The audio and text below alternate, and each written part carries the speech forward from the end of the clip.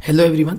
तो इस वीडियो में मैंने आपके लिए क्या करा है, कुछ मेजरमेंट मेथड्स को समराइज़ करने की कोशिश करी है कुछ इंडेस के, जहाँ पर हमें एफआर में कन्फ्यूजन होता है, कहाँ पे फेयर वैल्यू लेते हैं, कॉस्ट लेते हैं, fair value less cost to sell लेते हैं, वो जो पॉइंट्स होते हैं ना, उनको मैंने यहाँ पे थोड़ा सा समराइज़ करने की कोशिश करी आपके लिए। ये पीडीएफ डेफिनेटली कहीं ना कहीं हेल्प करेगी आपकी प्रिपरेशन में। और एक बार अगर आपका कोर्स हो चुका है तो आप इस पीडीएफ को आराम से रेफर कर सकते हो, ये टेलीग्राम पे आपको मिल जाएगी मेरे। और इस पीडीएफ को समझने के लिए भी आपको इस वीडियो की नीड नहीं है, सेल्फ सफिशिएंट पीडीएफ है, पढ़ोगे आपको सब कुछ समझ में आ जाएगा। Just for the explanation purpose, अगर किसी की खुद नहीं समझ पाए, वो जल्दी से शॉर्ट में करना चाहे, तो मैं ये वीडियो रिकॉर्ड कर रहा हूँ, आप इस वीडियो के माध्यम से इसको पढ़ सकते हैं। ठीक है, चलो स्टार्ट करते हैं। मैंने सारे इंडेक्स को इसमें कवर नहीं करा है, कहीं ना कहीं जो मुझे कन्फ्यूजन लग रहे थे एरिया वाले, वो मैंने इसमें डाल दिए। चलो, सबसे पहले हमारा index to inventories. Finished goods को हम किस पे मेजर करते हैं? लोअर ऑफ कॉस्ट और net realisable value. Raw material को हम किस पे मेजर करते हैं? अगर फिनिश्ड गुड्स सेल हो रहे हैं एट और अबव कॉस्ट, तो हम रॉ मटेरियल को मेजर करेंगे कॉस्ट पे। अगर फिनिश गुड्स सेल हो रहे हैं बिलो कॉस्ट या फिर एनआरवी, मेजर करेंगे हम रॉ मटेरियल को रिप्लेसमेंट कॉस्ट पे, यानी एनआरवी दोनों एक ही बात होती है एक तरह से, रिप्लेसमेंट कॉस्ट जो एनआरवी एक ही बात होती है। ठीक है, इतना अपने को बात समझ में आती है। चलिए, दूसरा हमारा इंडेक्स क्या आता है? Index 16 property plant and equipment.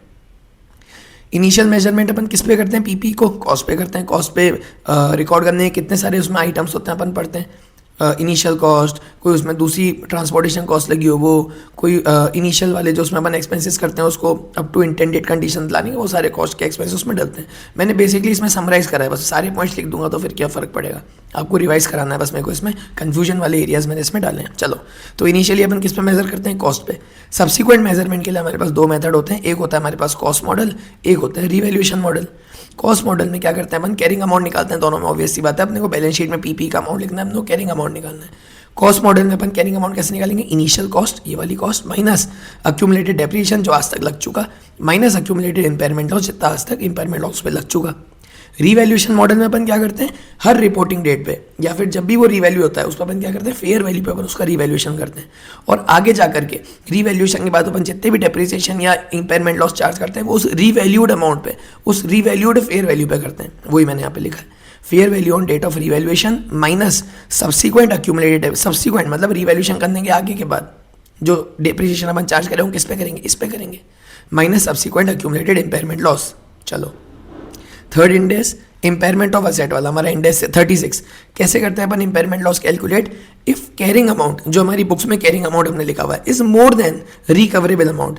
भाई मैंने मेरी बुक्स में ज़्यादा कैरिंग अमाउंट लिख रखा है, जब मैं उसको बाहर बेचने जाऊंगा मुझे कम मिलेगा, यानी मैंने ज़्यादा दिखा रखा है, तो उसको इंपेयर कर देंगे अपन। Then the difference is impairment loss, यानी carrying amount minus recoverable amount. Basic सी बात। रिकवरेबल अमाउंट कैसे निकालते हैं? हायर ऑफ, ध्यान से, higher of fair value less cost to sell and value in use. Fair value and cost to sell कैसे निकलती है? Fair value calculated as per index 113। Index 113 हमारा कौन सा होता है? फेयर वैल्यू मेजरमेंट का स्पेशल इंडेक्स है ये। तो फेयर वैल्यू जो उस इंडेक्स के हिसाब से कैलकुलेट करेगी, या तो कैलकुलेट करनी पड़ सकती है अपने को एग्जाम में, या फिर अपने को क्वेश्चन में दी भी हो सकती है। आजकल एमसीक्यू का जमाना है तो हो सकता है अपने को कैलकुलेट भी करनी पड़ जाए। माइनस कॉस्ट टू डिस्पोजल, जैसे legal cost, stamp duty, transaction taxes, cost of removing the asset, direct incremental cost to bring the asset to the condition of sale. कोई भी तरह की अलग कॉस्ट टू डिस्पोजल हमारे पास क्या आ जाएगी? Fair value less cost to sell आ जाएगी। फिर अपन उसके मदद से क्या करेंगे? रिकवरेबल अमाउंट निकाल लेंगे, और फिर अपन चेक करेंगे कि ये जो रिकवरेबल अमाउंट है क्या ये हमारी कैरिंग अमाउंट से ज़्यादा है। अगर ये ज़्यादा है तो हम क्या करेंगे? हमारी कैरिंग अमाउंट को इंपेयर कर देंगे, इंपेयरमेंट लॉस अपन चार्ज कर देंगे। Next index 36 intangible assets. क्या करते हैं? ये सिमिलर होता है हमारा इंडेक्स 16 के। इनिशियली हम किस पे मेजर करते हैं इंटेंजिबल असेट को? कॉस्ट पे मेजर करते हैं। सब्सिक्वेंट वही दो methods, cost model and revaluation model, जैसा उसमें था इंडेक्स 16 में सेम वही है, cost minus accumulated depreciation minus accumulated impairment loss. और रिवैल्यूएशन मॉडल में भी fair value on date of revaluation minus subsequent accumulated depreciation minus subsequent accumulated impairment loss. ठीक है, ये तो सिमिलर सा था। Next index 40 investment property. Same initial measurement किस पे? कॉस्ट पे। सब्सिक्वेंट मेजरमेंट में इसमें रिवैल्यूएशन मॉडल नहीं होता है, ये बात आपको बहुत अच्छे से पता होगी, क्योंकि मैं एज्यूम करके बना रहा हूँ ये वीडियो। शॉर्टेस्ट वीडियो में बनाने की कोशिश करूँगा, ज़्यादा टाइम ना लेते हुए, इसमें एग्जाम का टाइम है तो शॉर्टेस्ट वीडियो। कॉस्ट मॉडल भी अपन इसको मेजर करते हैं, इन्वेस्टमेंट प्रॉपर्टी को, सब्सिक्वेंट भी, इनिशियल भी कॉस्ट पे, आगे भी कॉस्ट पे रहती है। कैसे आती है? Cost minus accumulated depreciation minus accumulated impairment loss. Fair value सिर्फ डिस्क्लोजर पर्पस के लिए काम में आती है। फेयर वैल्यू सिर्फ डिस्क्लोज करते हैं अपन नोट्स में, उस पर मेजर नहीं करते हैं। ठीक है, चलो नेक्स्ट हमारा इंडेक्स कौन सा है? Index 41 agriculture. बायोलॉजिकल असेट और एग्रीकल्चर प्रोड्यूस। बायोलॉजिकल असेट को अपन किस पे मेजर करते हैं? Fair value less cost to sell, FVLCTS। लेकिन अगर हमारे पास fair value less cost to sell available नहीं है या फिर अपन उसको मेजर नहीं कर सकते, क्वेश्चन में नहीं दी हुई वैल्यू, तो अपन किस पे मेजर करेंगे? कॉस्ट पे मेजर करेंगे। इनिशियली हम बायोलॉजिकल असेट को किस पे मेजर करते हैं? Fair value less cost to sell पे। Fair value less cost to sell कैसे निकलती है? Fair value calculated as per Ind AS 113। कैसे निकलेगी? सेल प्राइस नेट ऑफ, ध्यान से, net of any expenses incurred to bring the asset to the place of sale. ठीक है, fair value less cost to sell पे अपन इसको measure करते हैं। यानी fair value less cost to sell का मतलब हो गया ये कि सबसे पहले अपन उसकी फेयर वैल्यू देखेंगे कितनी है, माइनस अगर असेट को ट्रांसपोर्ट करना पड़ रहा है, जैसे मैंने लिखा है ट्रांसपोर्टेशन कॉस्ट, एक जगह से दूसरी जगह पे ले जाना पड़ रहा है सेल करने के लिए, तो वो वाली कॉस्ट अपन उसमें माइनस कर देंगे। और माइनस करने के बाद सेल प्राइस, जैसे मान लो सेल प्राइस आई 10 लाख, पर मेरे को वहाँ तक मेरी जगह से लेके सेल की जगह तक ले जाने के लिए मेरे को 4000 के 10,000 के ट्रांसपोर्टेशन एक्सपेंसेस इंकर करने पड़ रहे हैं। तो मेरी फेयर वैल्यू कितनी आएगी एज पर इंड AS 113? कितनी आएगी? 9,90,000। समझ में आ गई बात? माइनस कॉस्ट टू सेल, ये वाली कॉस्ट टू सेल नहीं है, ये तो मैं मेरी जगह से उस जगह पे लेके गया वो सेल है। कॉस्ट टू सेल मतलब जैसे मैंने कोई ब्रोकरेज दिया, कोई ट्रांजेक्शन कॉस्ट इंकर करी, मैं उम्मीद कर रहा हूँ आप ये फर्क समझ पा रहे हो। एक तो होता है कि मैं मेरी जगह से दूसरी जगह पे लेके गया, वो कॉस्ट तो मैंने इंकर करी, वो कॉस्ट टू सेल नहीं है, वो अपन ने डिडक्ट करा सेल प्राइस में सिर्फ to calculate fair value as per Ind AS 113। ठीक है, माइनस कॉस्ट टू सेल, यानी अब उसको सेल करने के लिए मुझे क्या कॉस्ट करनी, जैसे मेरे को ब्रोकर को ब्रोकरेज देना पड़ रहा है, कोई ट्रांजैक्शन कॉस्ट इंकर करनी पड़ रही है, कोई लीगल कॉस्ट इंकर करनी पड़ रही है, वो होती है कॉस्ट टू सेल। जो उस सेल के पर्पस के लिए मैं वो कॉस्ट इंकर करनी पड़ी, हमारे पास fair value less cost to sell आ जाएगी। और इसी में अपन क्या करेंगे? बायोलॉजिकल असेट को मेजर करेंगे। मेरी आवाज़ के लिए मैं आपसे माफ़ी मांगता हूँ अगर आपको थोड़ी सी डिस्टर्बिंग लग रही हो तो। ठीक है, चलो एग्रीकल्चर प्रोड्यूस को अपन किस पे मेजर करेंगे? इनिशियली अपन वही same fair value less cost पे मेजर करेंगे और सब्सिक्वेंटली आगे जा करके अपन उसको as per Ind AS 2 inventories की तरह मेजर करेंगे। किस पे? एग्रीकल्चर प्रोड्यूस को। नेक्स्ट हमारा इंड AS आता है, इंड AS 102। हमारा शेयर बेस्ड पेमेंट दो तरह के होते हैं, एक होता है हमारा इक्विटी सेटल्ड, एक होता है हमारा कैश सेटल्ड। इक्विटी सेटल्ड को अपन कैसे मेजर करेंगे? फेयर वैल्यू, दोनों को फेयर वैल्यू पे करते हैं, लेकिन इक्विटी सेटल को अपन करेंगे fair value on grant date. Grant date की फेयर वैल्यू पे ही हमेशा मेजर होगा। लेकिन जो कैश सेटल्ड है वो होगी एज ऑन ईच पीरियड या ईयर एंड, यानी हर पीरियड या ईयर एंड पे हर पीरियड या ईयर एंड पे अपन उसकी फेयर वैल्यू चेक करेंगे और उस पर अपन मेजर करेंगे। और क्या करते हैं अपन फेयर वैल्यू मेजर करके उसके एक्सपेंसेस कैलकुलेट करते हैं year by year, cumulative expenses और लेस कर देते हैं अपन जो अपन लास्ट ईयर तक उसको रिकॉग्नाइज कर चुके, और जो हमारे बचे हुए एक्सपेंसेस होते हैं इस ईयर के उसको अपन उसकी एंट्री कर देते हैं एम्प्लॉय बेनिफिट एक्सपेंसेस की। ये सब मैं उम्मीद कर रहा हूँ आपको पता होगा। जहाँ पे कंफ्यूजन वाले एरिया थे, कहाँ पे ये कहाँ पे वो, मैंने यहाँ पे लिखा है। बस पूरे के पूरे इंड AS को मैंने समराइज नहीं करा यहाँ पे, ये शॉर्ट वीडियो है, रिविजन पर्पज के लिए वीडियो है, समरी वीडियो है। ठीक है, चलो नेक्स्ट हमारा इंड AS 105। कौन सा है हमारा Ind AS 105? Non current assets held for sale and discontinued operations. Initially अपन किस पे रिकॉग्नाइज करते हैं? लोअर ऑफ, ध्यान से क्या है यहाँ पे? लोअर ऑफ कैरिंग अमाउंट और fair value less cost to sell. Difference क्या आ जाएगा? इम्पेयरमेंट लॉस आ जाएगा, calculated as per Ind AS 105। एक इम्पेयरमेंट लॉस होता है इंड AS 36 का, एक इम्पेयरमेंट लॉस अपन यहाँ पे निकालते हैं इंड AS 105 से। तो अगर इंड AS 105 का आपके पास क्वेश्चन आता है तो आप उसमें आंसर में लिखोगे impairment loss as per Ind AS 105 या फिर सिर्फ इम्पेयरमेंट लॉस, जैसा भी आपको ठीक लगे। किस पे मेजर करते हैं अपन non current assets held for sale को? Lower of cost carrying amount और fair value less cost to sell. Subsequent अपन किस पे मेजर करते हैं? वही लोअर ऑफ कैरिंग अमाउंट और fair value less cost to sell. Difference हम वापस से इंड AS 105 में चला जाएगा। लेकिन अगर fair value less cost to sell is more than the carrying amount, तब अपन क्या करेंगे? रिवर्स करेंगे। भाई fair value less cost to sell क्या होती है? जो हमें पैसा मिल जाएगा उसको बेच करके, is more then carrying amount. भाई मैंने मेरी बुक्स में 2 लाख एसेट रिकॉर्ड कर रखा है, लेकिन मेरे को उसको बेच करके 3 लाख मिल जाएगा, यानी ज़्यादा मिल जाएगा। यानी अगर मैंने उस पर इम्पेयरमेंट लॉस कोई चार्ज कर रखा है तो उसको रिवर्स करो, उसकी वैल्यू बढ़ाओ, असेट की वैल्यू इंक्रीज करो। बाहर 3 लाख मेरे को मिल रहा है, मैंने से 2 लाख लिख रखा है, तो असेट की वैल्यू में क्या करूंगा? इंक्रीज करूंगा। यानी जो मैंने इम्पेयरमेंट लॉस चार्ज कर रखा है मैं उसको रिवर्स करूंगा। कितना रिवर्स करूंगा? Up to impairment loss charge as per Ind AS 36 जो अपन ऊपर पढ़ करके आए। अगर इंड AS 36 के हिसाब से कोई ऑलरेडी इम्पेयरमेंट लॉस चार्ज हुआ है तो वो वाला, plus impairment loss as per Ind AS 105। इन दोनों इम्पेयरमेंट लॉस को मिला करके इतना तक मैं इसको रिवर्स कर सकता हूँ। If fair value less cost to sell is more than the carrying amount, then reversal of impairment loss will be made up to impairment loss as per Ind AS 36 plus impairment loss as per Ind AS 105. For disposal group reversal will not be done in goodwill. disposal group के case में goodwill में reversal नहीं होता है। and for rest scoped in non current assets, कुछ specific non current assets cover करे गए हैं Ind AS 105 के अंदर, उनको अपन क्या बोलते हैं? scoped in non current assets। उन पे रिवर्स होगा कितने में? कैरिंग अमाउंट के रेशियो में। ध्यान से कैरिंग अमाउंट के रेशियो में क्या होगा, रिवर्स होगा। समझ में आ गई बात। बेसिकली मैं आपको उम्मीद कर रहा हूँ आपको ये समझ में आ गया होगा, अपने इंडेक्स पढ़ा हुआ होगा। चलो, अगर changes in plan to sell होता है, अगर अपन ने बोला था कि भाई हम उसको सेल करेंगे, तभी तो इस इंडेक्स का नाम हुआ non current assets held for cell. लेकिन अगर बाद में अपन ने सोचा, कंपनी ने सोचा कि अपन इसको सेल नहीं करेंगे, चेंज हो गया प्लान टू सेल में, cease to classify it as held for sale. भाई जब वो नॉन करेंट एसेट्स अब सेल ही नहीं होगा तो वो हेल्ड फॉर सेल भी क्लासीफाई नहीं होगा। क्या करेंगे, cease to classify it as held for sale and measure, किस पे मेजर करूँगा मैं, lower of carrying amount adjusted by, ध्यान से, carrying amount adjusted by depreciation, amortisation, revaluation if the asset never, ये वर्ड इंपॉर्टेंट है, never classified is held for cell और recoverable amount. किस पे मेजर करूंगा मैं, लोअर ऑफ रिकवरेबल अमाउंट। चलो समझ में आ गया ये क्या है। अगर कभी भी इन हेल्ड फॉर सेल क्लासीफाइड नहीं किया गया होता तो आज उसकी वैल्यू क्या होती, ये अपन चेक करेंगे।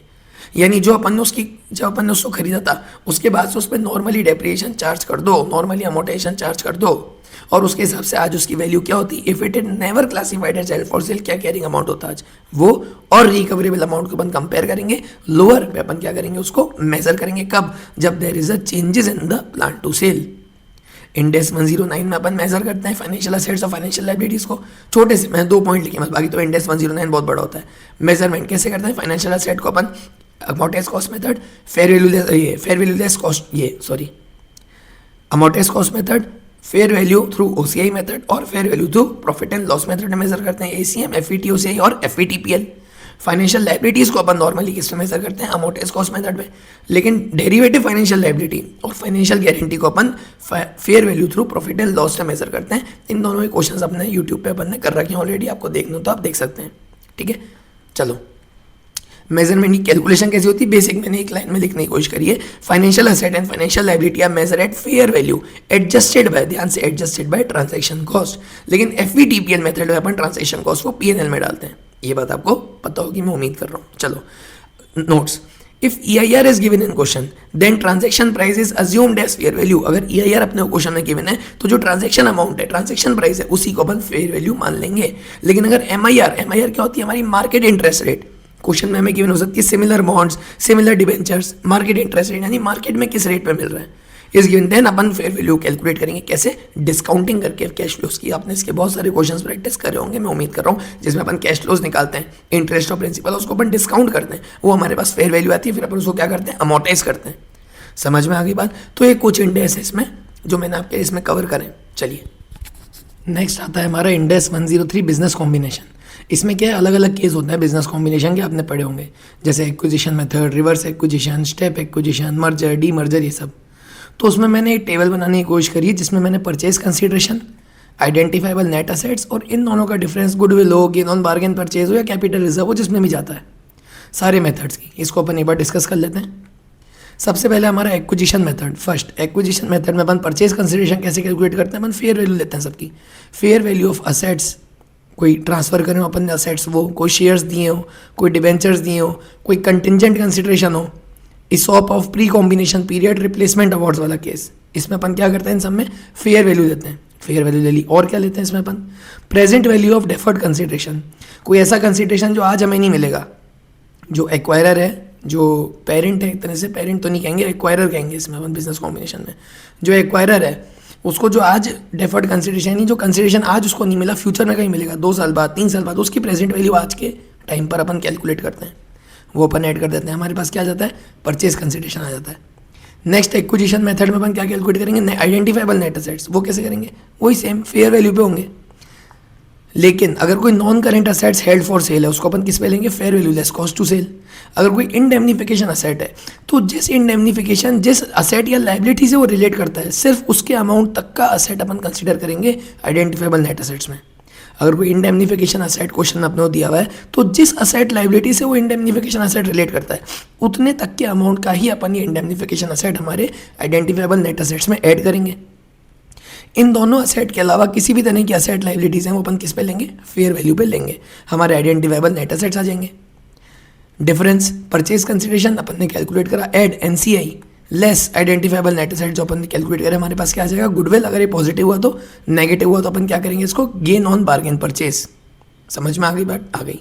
नेक्स्ट मेथड हमारा step acquisition method. Step acquisition method में अपन क्या करते हैं, परचेज कंसिडरेशन सेम जैसा अपन ऊपर करा वही सेम यहाँ पे परचेज कंसिडरेशन मैंने लिखा भी है, purchase consideration of acquisition method वाला, ये वाला, ये ऐड एक चीज और अपने को इसमें ऐड करनी होती है, क्या, fair value of previously held investment by the acquirer in the acquiree company. Step acquisition क्या होता है कि मैंने 25% आज एक्वायर करा, फिर 3-4 महीने बाद मैंने और 20% एक्वायर करी, स्टेप वाइज मैं एक्वायर कर रहा हूँ। तो जिस स्टेप के बाद मेरे पास उसका कंट्रोल आ जाएगा, जब वो बिजनेस कॉम्बिनेशन हो जाएगा, 50% ज़्यादा मेरे पास आ जाएगा जिस समय पे, उस समय अपन क्या बोलते हैं कि हमारे पास उसका क्या गया, कंट्रोल आ गया। तो उस डेट पर जब कंट्रोल आया, जिस दिन अपन बैलेंस शीट बनाएंगे, जिस दिन बिजनेस कॉम्बिनेशन हुआ हमारा, उस दिन जो fair value of previously held interest, जब मैंने आपको एग्जांपल दिया अभी कि मैंने पहले 20% खरीदा, फिर 3-4 महीने बाद और 20% लिया, फिर 3-4 महीने बाद, इस तरह से जिस दिन मेरे पास कंट्रोल आ जाएगा, जिस दिन मेरे पास बिजनेस कॉम्बिनेशन की बैलेंस शीट बनाऊंगा जिस दिन, उस दिन प्रीवियसली हेल्ड इंटरेस्ट की जो फेयर वैल्यू होगी, जो अभी तक का मेरे पास पड़ा हुआ था, उसका फेयर वैल्यू मैं इसमें ऐड कर दूंगा। Fair value of previously held investment by the acquirer in the acquiree company मैंने यहाँ पे ऐड कर दिया, मेरे पास टोटल परचेज कंसिडरेशन आ गया। बाकी ये दोनों same as acquisition method. Business combination without transfer of consideration, यानी यहाँ पे कंसिडरेशन नहीं मिलता, ऑब्वियसली कंसिडरेशन नहीं मिलता तो परचेज कंसिडरेशन निल, ये same as acquisition method identifiable net assets. और यहाँ पर परचेज कंसिडरेशन निल, एनसीआई क्या होगी इसमें, एक्वायरी की फेयर वैल्यू, एक्वायरी मतलब सामने वाला, हम तो एक्वायरर होते हैं जो बैलेंस शीट बनाता है इंडेक्स 103 के हिसाब से, एक्वायरी मतलब सामने वाले की फेयर वैल्यू, एनसीआई में आ जाएगा, less identifiable net assets, same as acquisition method वाले, हमारे पास गुडविल या गेन ऑन बार्गेन परचेज आ जाएगा। Next reverse acquisition. Reverse acquisition में परचेज कंसिडरेशन कैसे निकालते हैं, थोड़ा सा स्पेशल है, आपने पढ़ा होगा जरूर, ध्यान से। Number of equity shares before happening business combination of accounting acquirer. Reverse acquisition आपने पढ़ा होगा, मैं उम्मीद कर रहा हूँ कि जो लीगल एक्वायरी होता है, जो लीगल एक्वायरी होता है वो बुक्स मेंटेन करने के लिए इंडेक्स 103 के पॉइंट ऑफ व्यू से क्या होता है, अकाउंटिंग एक्वायरर, ठीक है। तो number of equity shares before happening business combination of accounting acquirer divided by share percentage in combined entity, किसका, अकाउंटिंग एक्वायरर का, ये अपन ने फिगर कैलकुलेट कर लिया, माइनस वही वाला number of equity share before happening business combination of accounting acquirer into fair value of share, किसका, accounting acquirer. सारी अकाउंटिंग एक्वायरर की अपने को वैल्यू लेनी है, कैसे कैलकुलेट करना है, number of equity share before happening business combination, accounting acquirer के पास कितने इक्विटी शेयर्स थे before business combination, divided by कौन सा शेयर परसेंटेज, उस अकाउंटिंग एक्वायरर का जो कंबाइंड एंटिटी है बिजनेस कॉम्बिनेशन होने के बाद उसमें कितना स्टेक है, माइनस यही वाला number of equity share before happening business combination. ये हमारे पास नंबर ऑफ इक्विटी शेयर्स आ गए, इनटू किस में अमाउंट निकालना मेरे को परचेज कंसिडरेशन का, किससे मल्टीप्लाई करूंगा मैं, fair value of share of accounting acquirer, identifiable net asset same as acquisition method, ये वाला भी बिल्कुल सेम, कैलकुलेटेड परचेज कंसिडरेशन ये वाला, माइनस आइडेंटिफाइबल नेट एसेट्स, हमारे पास गुडविल या गेन ऑन बार्गेन परचेज आ जाएगा। कॉमन कंट्रोल के केस में same purchase consideration same as acquisition method.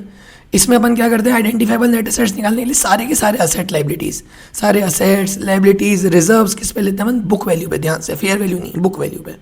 दोनों का डिफरेंस कहाँ चला जाएगा, कैपिटल रिजर्व में। मर्जर नॉर्मल मर्जर है, अगर कोई कॉमन कंट्रोल नहीं है, कोई रिवर्स एक्विजिशन नहीं है, सेम पूरी की पूरी accounting same as acquisition method जो अपन ने ऊपर समझी थी सबसे पहले वाले में। अगर मर्जर के साथ कॉमन कंट्रोल भी है, कॉमन कंट्रोल मर्जर का केस है, तो परचेज कंसिडरेशन कैसे निकलेगा, net assets of transferor, reserves of transferor, purchase consideration. ये जो परचेज कंसिडरेशन हमारे पास टोटल आएगा उसमें अपन अपोर्शन करेंगे किसमें, सारे ट्रांसफरर कंपनी में। भाई ट्रांसफरर एक से ज़्यादा होंगे, ऑब्वियसली मर्जर हो रहा है, मानो ए बी सी का मर्जर हो रहा है, तो ए के कुछ नेट असेट्स रिजर्व्स होंगे, बी के होंगे, सी के होंगे, एक परचेज कंसिडरेशन हमने कैलकुलेट कर लिया। अब इस परचेज कंसिडरेशन को हम तीनों में अपोर्शन करेंगे, उन तीनों का इंडिविजुअल परचेज कंसिडरेशन कैसे निकला, in ratio of the net assets. समझ में आ गई बात, हाँ आ गई, चलो।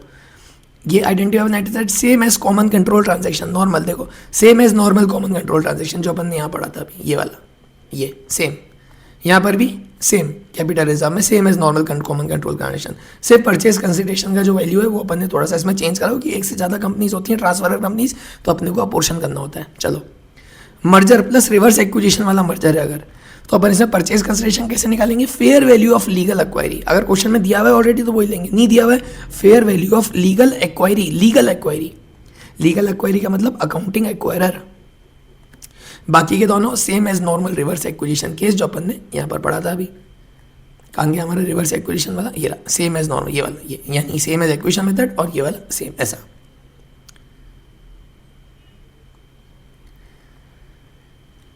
ठीक है। डी मर्जर अगर नॉर्मल डी मर्जर है तो सेम एज एक्विजिशन मेथड, वही फर्स्ट वाला। अगर डी मर्जर के साथ कॉमन कंट्रोल का केस है तो same as normal common control transaction, purchase consideration same as normal common control transaction. यहाँ पर अपन सिर्फ असेट्स और लायबिलिटीज लेंगे, रिजर्व्स नहीं लेंगे। ऊपर अपन देखो कॉमन कंट्रोल में रिजर्व्स भी ले रहे थे, ये देखो रिजर्व्स भी ले रहे थे। यहाँ पे सिर्फ अपन असेट्स लायबिलिटीज लेंगे बुक वैल्यू पे। हाँ, यहाँ पर ही बुक वैल्यू है, इधर ही बुक वैल्यू था, सिंपल। और ये बाकी same as normal common control transaction. तो मैं उम्मीद कर रहा हूँ ये वाली जो टेबल है इसने कहीं ना कहीं आपकी हेल्प करी होगी फॉर द कंपैरिजन पर्पस, और किस टाइप के बिजनेस कॉम्बिनेशन में अपन किस टाइप से क्या कैलकुलेट करते हैं उसमें। ठीक है, समझ में आ गई बात। तो मैं उम्मीद करता हूँ आपको ये चीज़ समझ में आई होगी। ये PDF आपको टेलीग्राम चैनल पे मिल जाएगी, वहाँ से डाउनलोड कर लीजिएगा। और कोई डाउट रहा हो आप कमेंट सेक्शन में बता दीजिएगा। वीडियो कैसी लगी वो भी कमेंट सेक्शन में आप बता दीजिएगा। Thank you so much.